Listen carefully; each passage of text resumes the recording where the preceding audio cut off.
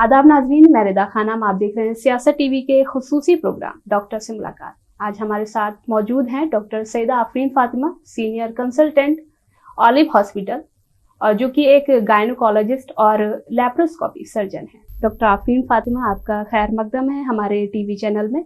आपका भी शुक्रिया, मुझे यहाँ पर इनवाइट किया चैनल पे और मेरी बात रखने का मौका दिया। देखा जा रहा है कि आजकल लेडीज में ये पीसीओएस बहुत कॉमन हो गया है, तो ये इसकी क्या वजूहात है कि ये इतना ज़्यादा लेडीज़ में फैल रहा है? लेडीज़ इसकी वजह से उनको प्रॉब्लम का सामना करना पड़ रहा है, उनको बहुत सारी प्रॉब्लम्स हो रहे हैं, क्या बता सकते हैं? एक्चुअली पीसीओएस एक मल्टी सिस्टम डिसऑर्डर है, तो ये सिर्फ एक ओवरी से रिलेटेड नहीं होता है, ये पूरे ओवरऑल बॉडी में चेंजेस लाता है। और कोई भी पेशेंट को बोलने के लिए कि उनको पीसीओएस है, उसके लिए 3 चीज़ों में से 2 चीज़ें होना बहुत ज़रूरी है। एक तो उनके इरेगुलर पीरियड्स हो गए, दूसरा उनका हार्मोन्स लेवल्स में चेंजेस हो रहे हैं, तीसरा हमको स्कैन में दिखना चाहिए कि ओवरी में मल्टीपल फॉलिकल्स जमा हो गए हैं। ये होता है उसूलन कि हर महीना औरतों के ओवरीज में 2 ओवरीज होते हैं, जिसमें से हर एक ओवरी में से 2 से 3 अंडे बनते हैं ऑल्टरनेटिवली या साइमल्टेनियसली, जो हर महीना एक आध ओवलेट होता है and then the cycle goes on.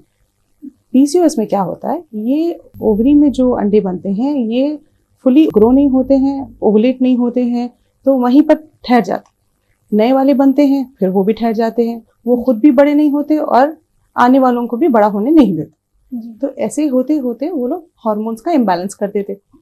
ये हार्मोन्स का इम्बैलेंस होते होते तो बॉडी का जो दूसरे हार्मोन्स है वो भी इफेक्ट हो जाते एंड देन ओवरऑल बॉडी में चेंजेस दिखना शुरू हो जाते हैं, and that is one of the reason for irregular cycles. तो पीसीओडी और पीसीओएस जिसको बोलते हैं हम लोग, कि पीसीओडी जब तक है जब ये बीमारी जैसे सिर्फ ओवरी तक ही लिमिटेड है, लेकिन जब ये पीसीओएस की वजह से जब बॉडी में दूसरे चेंजेस दिखने को मिलते हैं, जैसे कि आजकल की यंग गर्ल्स में अबनॉर्मल हेयर ग्रोथ होना, या फिर मोटापा हो जाना, या फिर आपका पिंपल्स आ जाना, हेयर लॉस होना, ये पूरे जो है सो अबनॉर्मल चीज़ें हैं जो आउट ऑफ द ऑर्डिनरी। तो जब हम बोलते हैं कि उनको पीसीओएस का प्रॉब्लम है, कि because it is not just a disease, it is a syndrome जो पूरे बॉडी पे दिखता है। ओके। इसके जो पेशेंट होते हैं मैम, इसको उन सभी को क्या इरेगुलर साइकिल होते हैं? ज़रूरी नहीं है कि हर पीसीओएस पेशेंट को इरेगुलर साइकिल्स होना। बहुत सारे पीसीओएस के पेशेंट्स होते हैं जिसको रेगुलर साइकिल्स होते हैं, और बहुत सारे इरेगुलर साइकिल्स वाले पेशेंट्स होते हैं जिसको पीसीओएस नहीं होते। इरेगुलर साइकिल जो है, इसकी कोई और भी वजह हो सकती है? बिल्कुल, इरेगुलर साइकिल्स 2 रीजंस की वजह से होते हैं। एक तो या तो हार्मोनल हो गया या तो स्ट्रक्चरल हो गया। हार्मोनल ऐसे कि जब आपका एक साइकिल होता है जो एवरेज साइकिल 28 डेज का होता है, तो इसमें पहले के हाफ ऑफ द साइकिल में ईस्ट्रोजन बोल के जो हार्मोन है वो बहुत डोमिनेंट होता है, and second half of the cycle में प्रोजेस्टेरॉन वाला जो हार्मोन है वो डोमिनेंट होता है।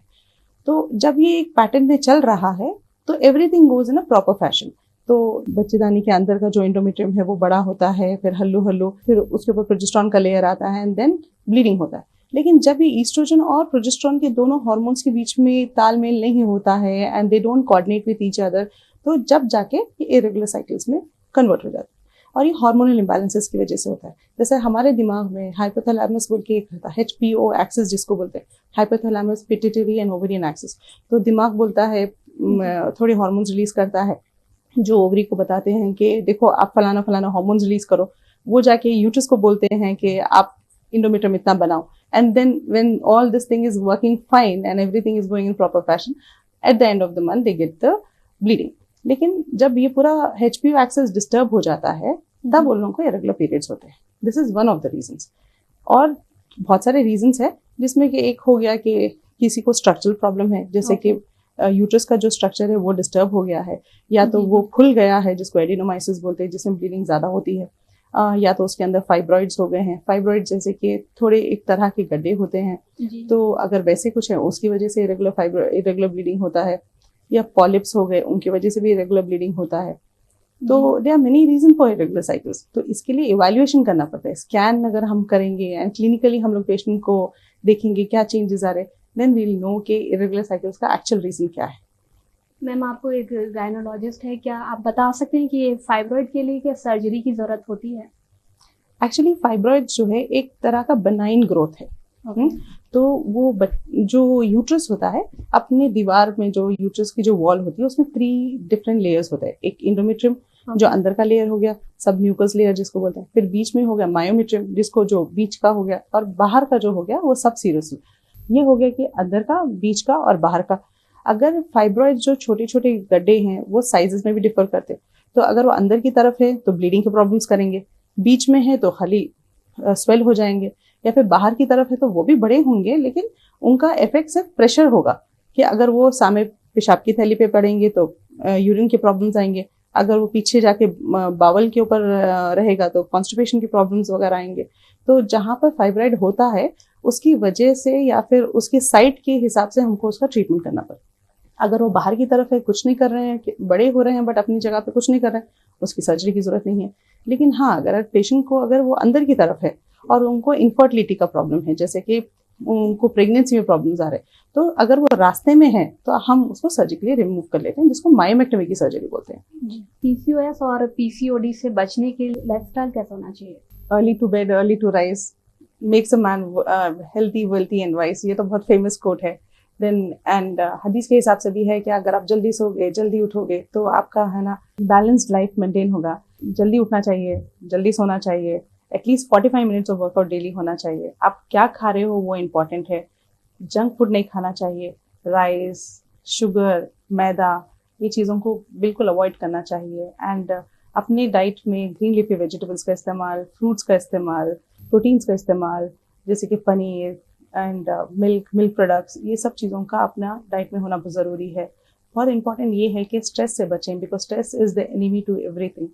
आप अपना काम कर दीजिए, बाकी का सब खुदा पे छोड़ दीजिए, इंशाल्लाह things will go in a better way, लेकिन अपना काम पहले करना ज़रूरी है। जी जी बिल्कुल। डॉक्टर आफरीन फातिमा, आप एक लैप्रोस्कोपी सर्जन है, क्या आप बता सकते हैं कि ये लैप्रोस्कोपी क्या है? लैप्रोस्कोपी एक की होल सर्जरी है जो हम बहुत छोटे से इंसेशन से कैमरा डालते हैं, विच इज़ पेन के साइज का होता है। तो it is very simple and बहुत कन्वीनियंट होता है कि हम अंदर जाके एब्डोमेन में जाके देख सकें कि क्या प्रॉब्लम्स है। तो हार्डली एक 1 सेंटीमीटर टू हाफ सेंटीमीटर के इंसेशंस होते हैं through which we do the entire operation. Open surgery और लैप्रोस्कोपी ये दोनों अलग है क्या? ये दोनों अलग अलग सर्जरीज है। सेम सर्जरी हम लोग लैप्रोस्कोपी के जरिए भी कर सकते हैं एंड ओपन के जरिए भी कर सकते हैं। लैप्रोस्कोपी में एडवांटेज ये है कि लैप्रोस्कोपी में आप बहुत छोटे छोटे इंसेशन देते हैं, शायद 1 से लेके 3 तक इंसेशन देते हैं हम। वही अगर ओपन सर्जरी होगा तो आपको 7 to 10 सेंटीमीटर्स का इंसेशन मिलेगा। Incision is that scar. तो एक तो एडवांटेज ये है कि जब पेशेंट देखेंगे अपना एब्डोमेन तो उनको स्कार बहुत कहीं दूर दूर लगेगा एंड कॉस्मेटिकली अच्छा होगा, वेराज ओपन सर्जरी में बड़ा स्कार होगा। सेकेंड ये है कि patient will be able to go home quickly. जैसा ओपन सर्जरी में उनको 3 दिन का रेस्ट करना है, बड़ा स्कार का केयर करना है, वैसा लैप्रोस्कोपी में नहीं है। द मोमेंट आज उनका सर्जरी हुआ, she can walk and go home tomorrow. And lastly ये है कि there are many benefits, but very important and very good benefit is that laparoscopy में almost it is bloodless, hardly any blood loss होता है। तो it reduces the burden of the patient, क्योंकि वो stress and anxiety जो होता है blood loss का, it is huge and on the entire team। तो it is basically one of the better ways of doing a surgery। ये emergency मामलों में यूजफुल है क्या? Of course. अब जहाँ पर टॉर्शन हो गया है, जहाँ पर ओवरी पूरा घूम गया है अपनी जगह पे, फॉर सम और दी अदर रीजन, सिस्ट की वजह से या फिर कोई भी रीजंस की वजह से सिस्ट हो गया है, तो वहाँ से हम लोग उसको टॉर्शन को ठीक कर सकते हैं या फिर पूरा निकाल सकते हैं। एंड जैसे कि और एक बहुत इम्पॉर्टेंट है कि एक्टोपिक प्रेगनेंसी। एक्टोपिक प्रेगनेंसी का मतलब है कि जहाँ पर बच्चेदानी के अंदर प्रेगनेंसी आना चाहिए, ये कहीं और आती है। तो सबसे इम्पॉर्टेंट होता है, सबसे इम्पॉर्टेंट और मोस्ट कॉमन है कि वो फेलोपियन ट्यूब्स में आती है। तो अगर वो फेलोपियन ट्यूब में आ गया तो वो फेलोपियन ट्यूब के पास इतना नहीं, एक्सपेंशन का उतना स्ट्रेंथ नहीं होता है, तो एक लेवल के बाद वो फट जाएगा एंड ब्लीडिंग बहुत ज़्यादा होती है। तो दिस काइंड ऑफ इमरजेंसी हम लोग लैप्रोस्कोपी में बहुत सीमलेसली उसको निकाल सकते हैं with a very small incision. Ectopic pregnancy को प्रिवेंट करने के लिए क्या कर सकते हैं? एक्चुअली एक्टोपिक प्रेगनेंसी को हम प्रिवेंट एज सच नहीं कर सकते, लेकिन हम उसको पहले डायग्नोज कर सकते हैं जितना जल्दी हो सके। अगर एक पेशेंट अपना प्रेगनेंसी टेस्ट करवाते हैं soon after they miss the periods, जैसा उनका पीरियड्स मिस होता है और प्रेगनेंसी के टेस्ट करते हैं वो लोग एंड वो पॉजिटिव आता है, it is very important for them to go to gynaecologist. तो जाके वो लोग स्कैन करते हैं तो स्कैन में ये दिखता है कि आपका जो एम्ब्रियो ग्रो हो रहा है it is not there in the uterus और वो कहीं और ग्रो हो रहा है। तो अगर वो पहले जल्दी मालूम कर लेते हैं तो इसका मेडिकल मैनेजमेंट भी है। ज़रूरी नहीं है कि हर एक्टोपिक को आप सर्जरी करें और हर एक्टोपिक इमरजेंसी तक जाए। एक आध बार होता है कि जल्दी डायग्नोस करने पे उसका मेडिकल मैनेजमेंट करके हम पेशेंट को वेरी नाइसली घर भिजा दे सकते हैं without any hassle of surgery. Doctor Afreen Fatima, infertility के क्या रीजंस हो सकते हैं? आजकल ये बहुत कॉमन हो गया है। इनफर्टिलिटी आजकल डेफिनेटली राइज पे है। वो बहुत सारे रीजंस की वजह से हो सकता है और फीमेल और मेल दोनों को भी इवैल्यूएशन करने की बहुत ज़रूरत है। फीमेल में रीजंस ये हो सकते हैं कि या तो उनका uterus is not in proper shape, या तो उसका शेप का कुछ प्रॉब्लम है, या फिर उनको हार्मोन्स का कुछ प्रॉब्लम है। तो एक हद तक अगर हम उनके हार्मोन्स को रेगुलराइज कर रहे हैं, उनके पीरियड्स रेगुलर कर रहे हैं, उनको सही टाइम पे मॉनिटर करके उनको गाइडेंस देते हैं कि ओव्यूल्स ओवाज अगर उनके डेवलप नहीं हो रहे हैं तो उनके लिए हम लोग इंजेक्टेबल्स देते हैं। तो अगर ये करते हैं and still she is not conceiving, तो उसके बाद we look for male partner. ये पूरा हम लोग फैक्टर्स देखते हैं। तो उसके और रीजंस ये भी हो सकते हैं कि उसमें फाइब्रॉइड्स हो गया, उसमें या तो पॉलिप्स हो गया, या तो उसके अंदर कुछ पीसीओएस प्रॉब्लम जैसे हम लोग डिस्कस कर रहे थे। ये प्रॉब्लम्स को अगर हम लोग डिफ्रेंशिएट कर लेके उनको ट्रीट करें तो दे गेट प्रेग्नेंट। लेकिन सेकेंड लेवल पे वो लोग आते हैं जो उनका सब कुछ ठीक होता है, still they don't get pregnant. So एक वेरी इंपॉर्टेंट है आजकल infertility in males is more common. Okay, तो आई थिंक मुझे तो ऐसा लगता है कि maybe in a year और टू और maybe in the next decade infertility of the male will be much higher than what in the females. तो मेल में क्या होता है कि एसिनोस्पर्मिया हो गया, ओलिगोस्पर्मिया हो गया, या फिर टेराटोस्पर्मिया हो गया, they are very very common. So ये जब हम लोग के पास पेशेंट्स आते हैं and when we treat them and female is not getting pregnant and then we evaluate male, तो ऐसा उनको भी ट्रीटमेंट की जरूरत है। ऐसा नहीं है कि सिर्फ औरतों को ही आप ट्रीट करते जाओ, तो मेल को भी ट्रीटमेंट की जरूरत है। अगर कुछ कमी पेशी है तो ट्रीट करने में बुराई क्या है? जरूरी नहीं है ना कि हमेशा सिर्फ औरतों को ही ट्रीट किया जाए। तो इसीलिए दोनों को भी इवैल्यूएशन करना है और दोनों को भी इक्वली ट्रीट करने का है। अगर ये नॉर्मल प्रोसेस में अगर वो टैबलेट्स और इंजेक्टेबल से ट्रीट नहीं होते हैं तो उसके लिए और थोड़ा हायर प्रोसीजर्स है, जैसे कि नेक्स्ट लेवल पे आता है कि आईयूआई प्रोसीजर्स है, और नेक्स्ट उसके आगे आता है आईवीएफ आता है, फिर उसके बाद एक्सी आता है, एंड देयर मल्टीपल रीजंस। आजकल मेल और फीमेल अपने एग और स्पर्म को सेव करके रखते हैं क्या, या आने वाली जनरेशन के लिए ये सेफ है क्या? सेफ रहना या नहीं रहना that is secondary, but storing them is possible nowadays. कि एक क्रायो प्रिजर्वेशन बोल के एक तरीका होता है जहाँ पर एग्स एंड सीमेन को हम लोग सेव करके रख सकते हैं for just not only for month और two but for years together. Sperm banks होते हैं, एम्ब्रियो बैंक्स होते हैं, तो वी कैन सेव देयर। तो उसका एक क्वालिटी रजिस्टर्ड होता है, there are some registered places where you can do that, तो we can do that. Doctor Afreen Fatima, ऐसा कोई टेस्ट है जिससे हम पता लगा सके कि हमारा ओवरी अंडे पैदा करने के काबिल है या नहीं? ऐसे हार्मोनल टेस्ट होते हैं जैसे कि एफएसएच हो गया, एलएच हो गया, एएमएच हो गया, प्रोलैक्टिन हो गया। ये इंडिकेट करते हैं कि आपके ओवरीज कितने फंक्शनल है, एंड अगर उसमें ये हार्मोन्स में अगर कुछ प्रॉब्लम है तो आप डिफ्रेंशिएट कर पाएंगे कि ये हार्मोन आपका ब्रेन का प्रॉब्लम है, आपका ये ओवरी का प्रॉब्लम है, या आपका यूट्रस का प्रॉब्लम है। सबसे इम्पोर्टेंट इसमें एएमएच है, जिसका नॉर्मल लेवल तो 0 to 4 के बीच में होना चाहिए। अगर ये प्रॉपर रेंज में है तो it means your ovary is going to produce good number of eggs. तो उससे ये होता है कि आपको पता चल जाएगा कि आने वाले दिनों में आप अगर इन पे ट्रीटमेंट करेंगे तो आपका ट्रीटमेंट सक्सेसफुल होगा। जैसे कि आजकल आईयूआई आईवीएफ वाले जैसे प्रोसीजर्स है, दे आर वेरी कॉस्टली। तो अगर ये हार्मोन टेस्ट करने के बाद आपको पता चलता है कि हाँ ठीक है, अगर हम ये कॉस्टली वाला टेस्ट करेंगे तो शायद सक्सेस का रेट बढ़ जाएगा। तो इसीलिए ये सब टेस्ट भी इम्पोर्टेंट है। डॉक्टर आफरीन, ये आईवीएफ क्या है? इसको लेकर बहुत सारे स्टिग्मा हैं, आप इस पर क्या कहना चाहेंगे? आईवीएफ एक्चुअली एक तरह का फर्टिलिटी प्रोसीजर है जहाँ पर जो नॉर्मल कपल्स नेचुरली 1 साल तक कंसीव नहीं कर सकते, या फिर कोई कॉम्प्लिकेशन की वजह से वो लोग कंसीव नहीं कर सकते, या फिर वो लोग का 3 साल हो गया, सब कुछ नॉर्मल है, तो वैसे लोग आईवीएफ के लिए जाते हैं। तो आईवीएफ एक्चुअली ये है कि माँ के अंदर से हम ओवरीज के अंदर से अंडे निकाल लेते और मेल्स का जो सीमेन एनालिसिस सीमेन होता है उसके अंदर से स्पर्म निकालते एंड उन दोनों को मिला के बाहर एम्ब्रियो बनाते। ये एम्ब्रियो पहले के टाइम पे हम इसको टेस्ट ट्यूब बेबीज भी बोलते थे।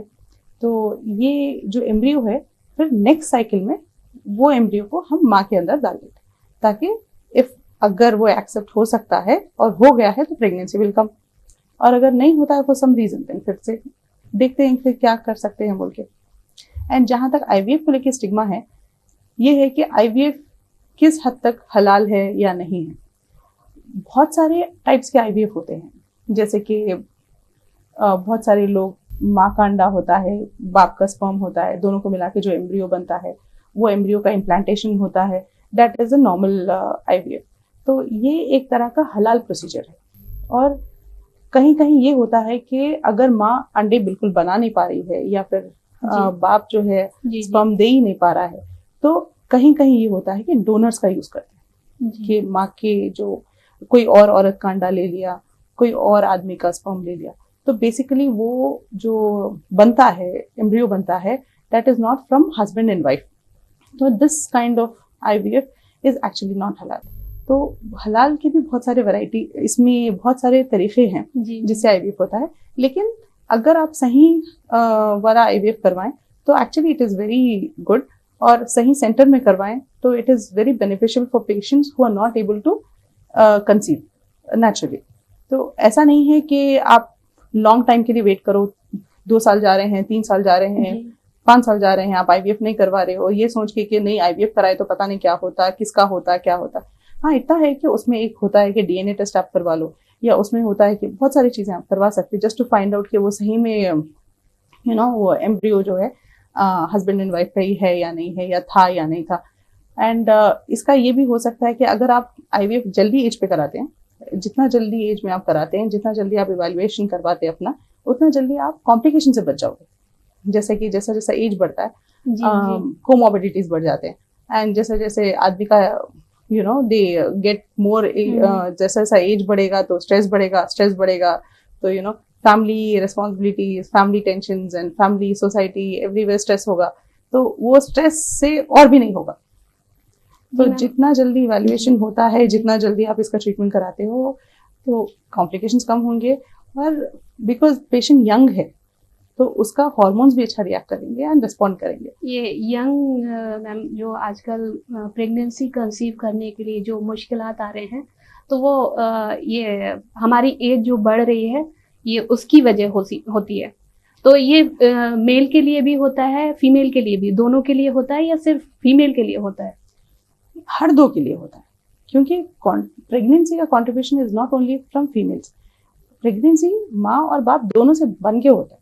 तो अगर दोनों का हेल्थ खराब होगा, हस्बैंड इज अल्कोहलिक या फिर डायबिटिक और उनका स्पर्म क्वालिटी कम हो जाता है, मदर भी है, मदर का सेम अगर एज बढ़ जाता है और बहुत सारे हल्लू जो प्रॉब्लम्स ऐड अप होते हैं, कोमोर्बिडिटीज ऐड होते हैं, तो उसकी वजह से जैसा जैसा इवेंचुअली एज बढ़ता है, I feel it becomes more difficult for a person to conceive naturally, as well as if they go for an IVF, it becomes more difficult. As a gyno, आप हमारे यंग जनरेशन को आप क्या बोलना चाहेंगी, क्या मैसेज देना चाहेंगी?